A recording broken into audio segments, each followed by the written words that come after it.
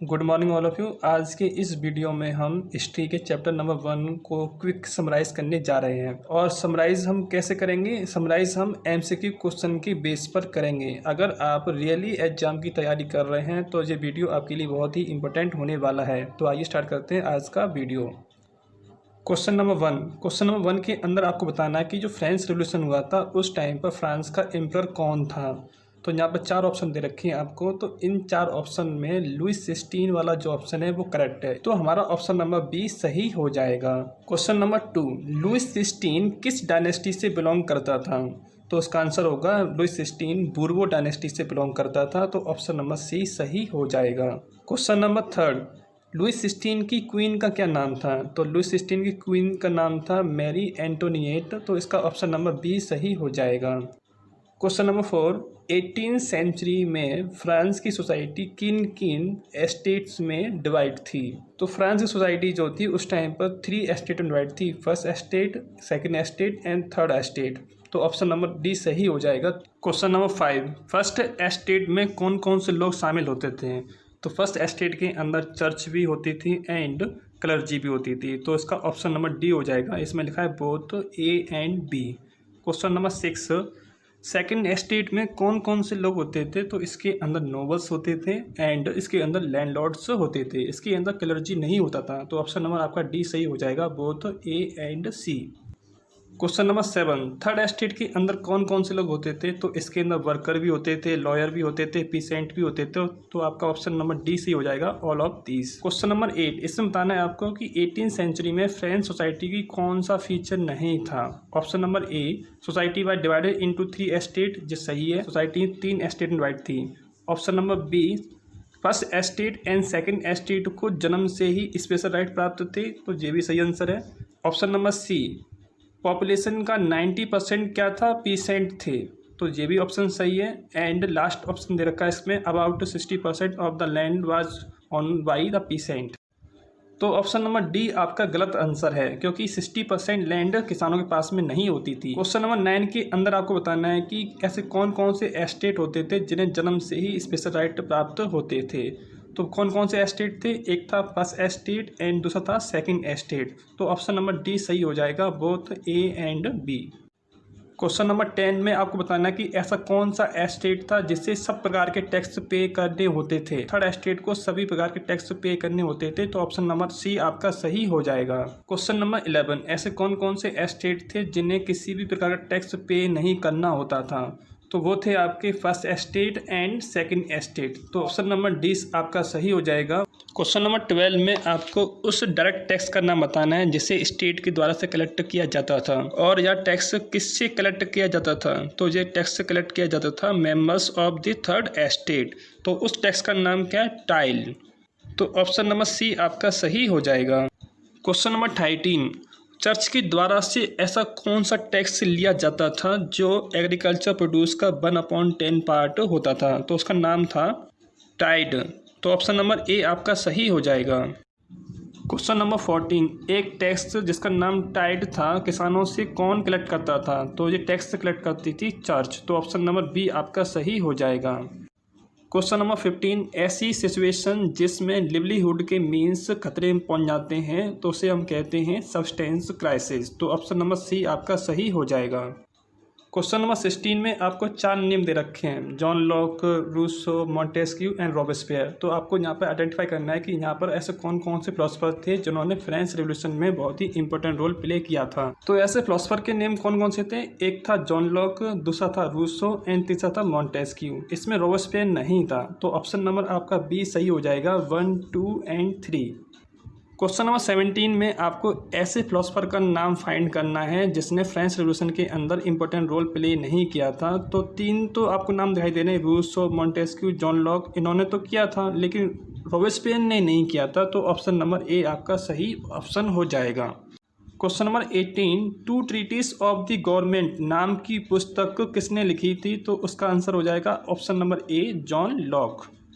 Question number 19, एक book थी जिसका नाम था द सोशल कॉन्ट्रैक्ट। तो उसके ऑथर कौन थे? उसके ऑथर थे रूसो। तो ऑप्शन नंबर बी आपका सही हो जाएगा।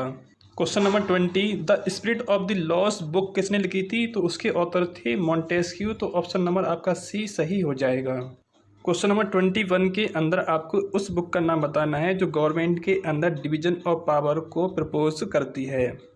तो इसका ऑप्शन नंबर सी सही हो जाएगा, the spirit of the loss. इस बुक के अंदर गवर्नमेंट के अंदर पावर को डिवाइड करने की बात कही गई है। क्वेश्चन नंबर 22 के अंदर आपको उस पर्सन का नेम बताना है जिसने एक थ्योरी दी थी। इसका नाम क्या था? Theory of the separation of power. उस पर्सन ने इस थ्योरी का समर्थन किया था। तो उस पर्सन का नेम क्या था? मॉन्टेस्क्यू। तो ऑप्शन नंबर सी आपका सही आंसर हो जाएगा। क्वेश्चन नंबर 23 के अंदर आपको उस पर्सन का नेम बताना है जिसने एक प्रिंसिपल था, इसका नाम क्या था? Divine and absolute right of the monarch. इसका उसने विरोध किया था, इसको उसने गलत साबित कर दिया था। तो उसका नाम था जॉन लॉक। तो ऑप्शन नंबर ए आपका सही आंसर हो जाएगा। क्वेश्चन नंबर 24, 18th सेंचुरी में फ्रांस के अंदर एक सोशल ग्रुप इमर्ज हुआ था। तो उसका नाम क्या था? तो उसका नाम था मिडिल क्लास। तो ऑप्शन नंबर आपका सी सही हो जाएगा। क्वेश्चन नंबर 25, फ्रेंच रेवोल्यूशन कब शुरू हुआ था? तो फ्रेंच रेवोल्यूशन स्टार्ट हुआ था 14 जुलाई 1789। तो ऑप्शन नंबर ए आपका सही आंसर हो जाएगा। क्वेश्चन नंबर 26, फ्रांस के अंदर ऐसी कौन सी पॉलिटिकल बॉडी थी जो सभी 3 एस्टेट को रिप्रेजेंट करती थी? तो उस बॉडी का नाम था एस्टेट जनरल। तो ऑप्शन नंबर सी आपका सही आंसर हो जाएगा। क्वेश्चन नंबर 27, इस क्वेश्चन में आपको उस फिलोसफर का नेम बताना है जिसने कहा था कि वोटिंग पूरी असेंबली के द्वारा से होनी चाहिए, जहां पर हर मेंबर के पास में एक वोट होना चाहिए। तो उस फिलोसफर का नेम था रूसो। तो ऑप्शन नंबर बी आपका सही आंसर हो जाएगा। क्वेश्चन नंबर 28, आपको बताना है कि इनमें से किसने फ्रांस के अंदर नेशनल असेंबली को बनाया था? तो उसे बनाया था 3rd एस्टेट के लोगों ने। तो ऑप्शन नंबर सी आपका करेक्ट है। Question number 29, table tennis court की ओथ कब ली गई थी? तो वो ली गई थी 20 जून 1789। इस तारीख को टेबल टेनिस कोर्ट के अंदर 3rd एस्टेट के लोगों ने शपथ ली थी और इसी को हम कहते हैं table tennis court oath. Question number 30, what is the 3rd estate नाम का एक पैम्फलेट किसने लिखा था? इसे लिखा था आबे सिए ने। तो ऑप्शन नंबर ए आपका बिल्कुल सही है। Question number 31, an estate which is consist of the lord's land and his mansion is called manor. तो ऑप्शन नंबर डी आपका सही हो जाएगा। Question number 32, who complete the draft of the French constitution in 1791। तो यहाँ बताना है आपको कि 1791 में जो कॉन्स्टिट्यूशन बना था उसका ड्राफ्ट किसने तैयार किया था? तो ऑप्शन नंबर बी आपका सही है। 1791 के कॉन्स्टिट्यूशन का जो ड्राफ्ट तैयार किया था उसे तैयार किया था नेशनल असेंबली ने। क्वेश्चन नंबर 33, आपको यहाँ बताना है कि ऐसे कौन कौन से राइट्स थे जिसे 1791 के कॉन्स्टिट्यूशन ने नेचुरल एंड इनएलाइनेबल राइट्स कहा था। Option number A right to life ये भी था। Option number B freedom of speech and opinion ये भी था। इक्वलिटी बिफोर लॉ ये भी था। इसका मतलब क्या है कि सभी राइट ऐसे थे जिन्हें कॉन्स्टिट्यूशन ने नेचुरल एंड इनएलाइनेबल राइट्स कहा था। तो ऑप्शन नंबर डी आपका बिल्कुल सही आंसर हो जाएगा। क्वेश्चन नंबर 34, इसमें आपको उस आर्टिस्ट का नेम बताना है जिसने declaration of the right of the man and citizen को पेंट किया था। तो उस आर्टिस्ट का नाम था ला बरियर। तो ऑप्शन नंबर ए आपका बिल्कुल सही आंसर है। क्वेश्चन नंबर 35, 1791 में जो फ्रांस का कॉन्स्टिट्यूशन बना तो वो किससे शुरू होता है? उसकी स्टार्टिंग किससे होती है? तो इसकी स्टार्टिंग होती है declaration of the rights of man and citizen. तो ऑप्शन नंबर सी आपका बिल्कुल सही आंसर हो जाएगा। क्वेश्चन नंबर 36, एक न्यूज़पेपर जिसका नेम एल अमी डू पीपल यानी कि the friend of the people, उसका एडिटर कौन था? उसका एडिटर था जीन पॉल माराट। तो ऑप्शन नंबर ए आपका बिल्कुल सही आंसर हो जाएगा। क्वेश्चन नंबर 37 में आपको बताना है कि फ्रांस के नेशनल कलर कौन कौन से हैं? तो आपका आंसर हो जाएगा ब्लू, वाइट एंड रेड यानी कि ऑप्शन नंबर ए आपका बिल्कुल सही आंसर हो जाएगा। क्वेश्चन नंबर 38, फ्रांस के अंदर जो सिंबल बनाए गए थे तो उसमें एक सिंबल ऐसा भी था जिसमें एक लेडी के पंख लगे हुए थे। तो आपको बताना है कि वो लेडी जिसके पंख लगे हुए थे वो किसका पर्सोनिफिकेशन था? तो वो था लॉ का। तो ऑप्शन नंबर ए आपका सही हो जाएगा। क्वेश्चन नंबर 39 में आपको मैचिंग करनी है। तो इसमें एक कॉलम ए दे रखा है एंड एक कॉलम बी दे रखा है। तो उसमें ए ऑप्शन में लिखा हुआ है द ब्रोकन चेन। टूटी हुई चेन किसका सिंबल होती है? फ्रीडम का सिंबल होती है। तो ए ऑप्शन को हम 1 से मैच करेंगे। बी ऑप्शन देखिए, इसमें लिखा हुआ है the bundle of rod. Bundle of rod किसका सिंबल होती है? यूनिटी का सिंबल होती है। तो बी ऑप्शन को हम 2 से मैच करेंगे। एंड सी लिखा हुआ है इसके अंदर स्पेक्टर, इसका मतलब होता है सिंबल ऑफ रॉयल पावर। तो सी ऑप्शन को हम 3 से मैच करेंगे। एंड लास्ट में लिखा है द लॉ टैबलेट, और इधर लिखा हुआ है इक्वलिटी बिफोर लॉ। तो ऑप्शन नंबर डी को हम 4 से मैच करेंगे। नीचे यहाँ पर कोड दे रखा है, तो हमें कोड से आंसर देना है। जब हमने इसको मैच किया था तो ए का आंसर था आपका 1 और बी का आंसर था आपका 2 एंड सी का आंसर था आपका 3 एंड डी का आंसर था आपका 4। तो आप यहाँ मैच कीजिए कि ए का आंसर क्या है 1, बी का आंसर क्या है 2, सी का आंसर क्या है 3 एंड डी का आंसर क्या है 4। और ये कोड किस ऑप्शन में मैच हो रहा है? तो ऑप्शन नंबर ए में मैच हो रहा है। तो आपका ए आपका आंसर जो है वो सही हो जाएगा। क्वेश्चन नंबर 40, मार्सिले किस देश का नेशनल एंथम है? तो आपका ऑप्शन नंबर बी सही हो जाएगा। मार्सिले फ्रांस का नेशनल एंथम है। क्वेश्चन नंबर 41 में आपको उस पोएट का नाम बताना है जिसने देशभक्ति सॉन्ग लिखा था, जिसका नाम क्या था? ला मार्सिले, जो कि फ्रांस का नेशनल एंथम है। तो उसका नाम था रॉबर्ट दी इसले। तो ऑप्शन नंबर आपका ए बिल्कुल सही आंसर हो जाएगा। क्वेश्चन नंबर 42, फ्रांस की नेशनल असेंबली ने 1792 में किसके खिलाफ में वॉर डिक्लेयर किया था? तो उसने वॉर डिक्लेयर किया था पर्सिया के एंड ऑस्ट्रिया के खिलाफ में। तो ऑप्शन नंबर आपका सी बिल्कुल सही आंसर हो जाएगा।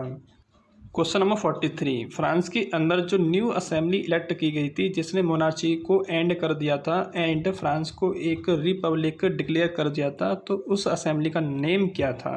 तो उसका नेम था कन्वेंशन। तो ऑप्शन नंबर ए आपका बिल्कुल सही आंसर हो जाएगा। क्वेश्चन नंबर 44, फ्रांस को कन्वेंशन ने कब रिपब्लिक डिक्लेयर किया? तो वो डेट क्या थी? तो वो डेट थी 21 सितंबर 1792। तो ऑप्शन नंबर ए आपका बिल्कुल सही आंसर है। क्वेश्चन नंबर 45, लुइस 16 को कब पैलेस डी ला कॉन्कॉर्ड में सबके सामने फांसी दे दी गई थी? तो वो डेट कौन सी थी? तो वो डेट थी आपकी 21 जनवरी 1793। तो ऑप्शन नंबर ए आपका बिल्कुल सही ऑप्शन है। क्वेश्चन नंबर 46, लुइस 16 को किस आरोप में फांसी की सजा दी गई थी? तो वो आरोप था देशद्रोह का, यानी कि ऑप्शन नंबर बी आपका बिल्कुल सही आंसर है। क्वेश्चन नंबर 47, जैकोबिन क्लब का लीडर का नाम क्या था? तो उसका नाम था मैक्सिमिलियन रोबेस्पियर। तो ऑप्शन नंबर ए आपका बिल्कुल सही आंसर है। क्वेश्चन नंबर 48, सॉकुलेंट किसे कहा जाता था? जैकोबिन क्लब के जो मेंबर्स थे उन्हें सॉकुलेंट कहा जाता था। इट मीन्स आपका ऑप्शन नंबर सी बिल्कुल सही है। क्वेश्चन नंबर 49, सॉकुलेंट का मीनिंग क्या होता है? तो इसका मीनिंग होता है दोस विदाउट नी ब्रीचेस। तो ऑप्शन नंबर ए आपका बिल्कुल सही ऑप्शन हो जाएगा। क्वेश्चन नंबर 50, सॉकुलेंट के लोगों द्वारा जो रेड कैप पहनी जाती थी वो किसका सिंबल होती थी? तो वो सिंबल किसका होती थी? वो सिंबल होती थी लिबर्टी का। तो ऑप्शन नंबर ए आपका बिल्कुल सही आंसर हो जाएगा। क्वेश्चन नंबर 51, एक ऐसा डिवाइस जिससे अपराधी का सिर अलग कर दिया जाता था, तो उस डिवाइस का नेम क्या था? तो उस डिवाइस का नेम था गुलोटिन। तो ऑप्शन नंबर ए आपका बिल्कुल सही आंसर हो जाएगा।